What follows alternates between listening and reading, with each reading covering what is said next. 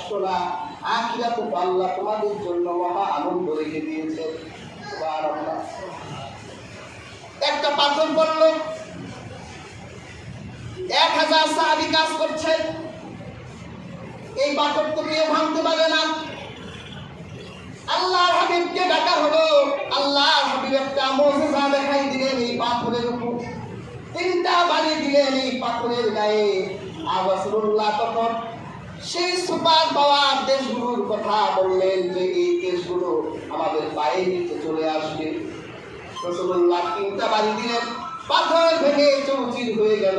তখন সাহাবারা আল্লাহর হাবিবের দিকে দৃষ্টি দিয়ে দেখলেন রাসূলুল্লাহ সাল্লাল্লাহু আলাইহি সাল্লামের পেটের ভিতরে 3টা পাথর বাঁধা।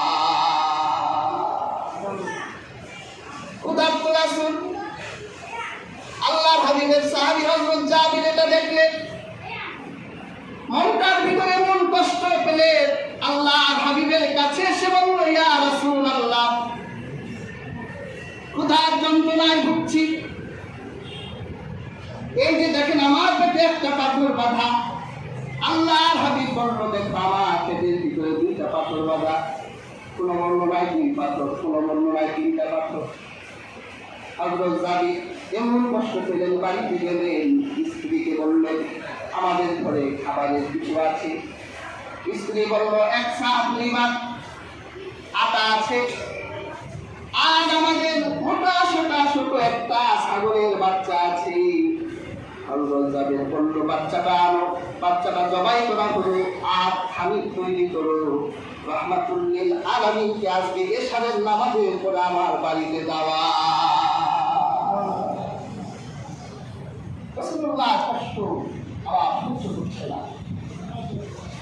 জাবিরের বউ বলল, আল্লাহর হাবিবের দিকে নাতিও না খাওয়া,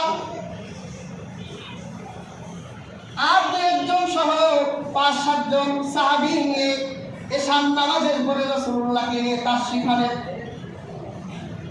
আমি রুটি বানাই, গোশত রান্না করি। হযরত জাবির আল্লাহর হাবিবকে একা পেয়ে কানের সামনে মুখটা নিয়ে বলল, ইয়া রাসূলুল্লাহ, না খাওয়া অবস্থায় আছে, আমরাও না খাওয়া, তবে আমার বাড়িতে খুব ছোট্ট আয়োজন করা হয়েছে, 5-7 জন সাহাবী নিয়ে আপনি আমার বাড়িতে তাশরিফ নেন। তখন আল্লাহর হাবিব বলল, হে কাজরত আমার সাহাবায়ে কেরাম, 1000 সাহাবী সেখানে ছিলেন। আল্লাহর হাবিব বলল, তোমরা সুসংবাদ গ্রহণ করো, তোমাদের ভাই হযরত জাবিরের বাসায় রান্না হয়েছে, তোমাদের সবার দাওয়াত। রান্না করে বলে 5-7 বলে, আর আল্লাহর হাবিব 1000 সাহাবীকে দাওয়াত দিয়ে দিলেন। জাবিরের শরীর থেকে ঘাম বের হতে লাগলো এই শীতের ভিতর।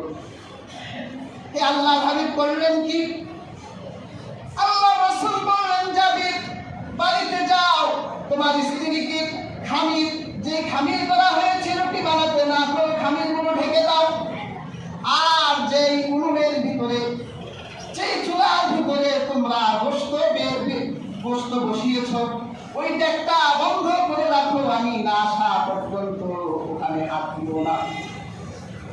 হযরত জাবির বাড়িতে গেলেন, স্ত্রীকে বলল, স্ত্রী, আল্লাহর হাবিব তো 1000 সাহাবীকে দাওয়াত দিয়েছেন, কাজেই যে খামির তৈরি করেছে রুটি বানায়ও না, আর উনুনের ভিতরে যে ডেক আছে ওই ডেককে ওই অবস্থায় রেখে দাও, রাহমাতুল লিল আলামিন আসার পরে তিনি হাত দিবেন। সুবহানাল্লাহ।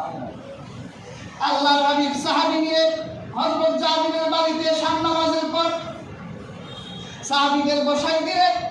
হযরত জাবিরকে বলল, তোমার স্ত্রীকে সহযোগিতা করার জন্য আরো কয়েকজন নারীকে আনো, আর রুটি বানাতে থাকো, আমি তোমাদের জন্য সেই খামির থেকে আটার টুকরাগুলো দিব, আর তোমাদের স্ত্রীদেরকে বলো রুটি বানাতে শুরু করলো। আল্লাহর হাবিব তার মুড়ের হাত দিয়ে ডেকচির ভিতরে হাত, ডেকচির ভিতর থেকে গোশত বের করলেন, তারপর একজন করে সাহাবীদেরকে দিতে লাগলেন। আর রাসূলুল্লাহ বলে দিলেন, সমস্ত সাহাবীদেরকে বলে দাও তারা যেন আজকে পেট ভরে খাবার খায়। সুবহানাল্লাহ। 1000 সাহাবী রুটি খেলো, গোশত খেলো। আল্লাহর হাবিব খেলেন। এরপর যখন আল্লাহ রাসূল সাহাবীদেরকে নিয়ে চলে গেলেন, হযরত জাবির বলেন, আমি গোশতের সেই ডেকের ভিতরে দৃষ্টি দিয়ে দেখলাম, যতটুকু গোশত সেই ডেকের ভিতরে ছিল ততটুকুই গোশত আছে, সুবহানাল্লাহ। আর খামিরে যতটুকু আটা ছিল ততটুকু আটা আছে। রাহমাতুল লিল আলামিনের একটা মুজিজা এই খন্দকের প্রান্তরে খন্দক জাবিরের ঘরে ঘটে গেল, সুবহানাল্লাহ।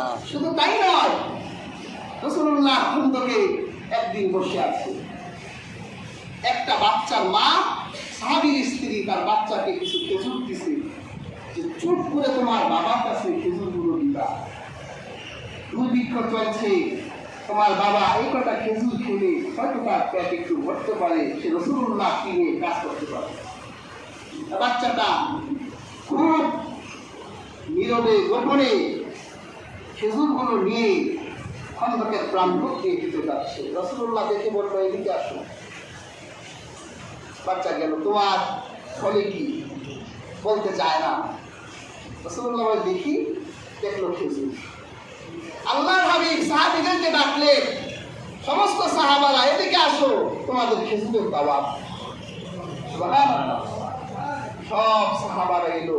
রাসূলুল্লাহ সেই খেজুরের ছড়ির ভিতরে নুনের হাত ঢুকাইয়া এক একজন করে সাহাবীদেরকে দুইটা তিনটা করে খেজুর দিতে লাগলেন, সুবহানাল্লাহ। এরপরে বাচ্চার হাতে খেজুরের টোপলাটা দিল, বাচ্চা তাকাই দেখে আগে যে কটা খেজুর আছে ওই বেরিয়ে গেছে, সুবহানাল্লাহ। এটা রাসূলুল্লাহ মুজিজা, আল্লাহ রাসূলুল্লাহকে এমন মুজিজা দিয়েছিলেন, সুবহানাল্লাহ।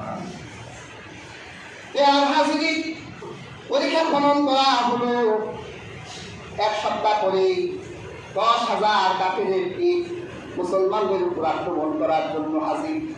কিন্তু এত বিশাল গর্ত দেখে তারা তো আর ঘাবড়াই গেল, কি করা যায়। 5 সপ্তাহ পর্যন্ত পরীক্ষার অন্য পাশে প্রচন্ড শীত। আল্লাহ পাক 5 সপ্তাহ পর্যন্ত সাহাবায়ে কেরামের মনোবল দেখলেন, কোন সাহাবার ভিতরে ক্লান্তি নাই। আল্লাহর হাবিবকে সহযোগিতা করার জন্য সাহাবায়ে কেরাম খন্দকের প্রান্তরে বদ্ধপরিকর। এরপর আল্লাহ এমন মুসিবত দিলেন, এমন বিজয় দিলেন, 5 সপ্তাহ পর রাতের বেলা এমন সত্য প্রবাহ দিলেন যে ওই সত্য প্রবাহে ওরা আর মদিনায় টিকতে পারল না। রাতের বেলা 10,000 কাফেরেরা খন্দকের প্রান্তর ছেড়ে পালায়ে চলে গেল। আল্লাহ পাক আজকের আলোচিত আয়াতটির যদি খাস ব্যাখ্যা করি, আল্লাহ পাক বুঝাতে চাইলেন যে আমার হাবিব যুদ্ধের ময়দানে যেমন একজন দুর্দান্ত সেনা ছিলেন, আর তার সেনাবাহিনীতে যেই সাহাবায়ে কেরাম তাকে যেইভাবে আদর্শ মেনেছে, তোমরাও জিহাদের ক্ষেত্রে যুদ্ধের ক্ষেত্রে রাসূলুল্লাহ সাল্লাল্লাহু আলাইহি ওয়াসাল্লামকে এইরকম আদর্শ মানো। যদি তোমরা এইরকম আদর্শ তোমরা রাসূলুল্লাহকে মানতে পারো, তাহলে যুদ্ধের ময়দানে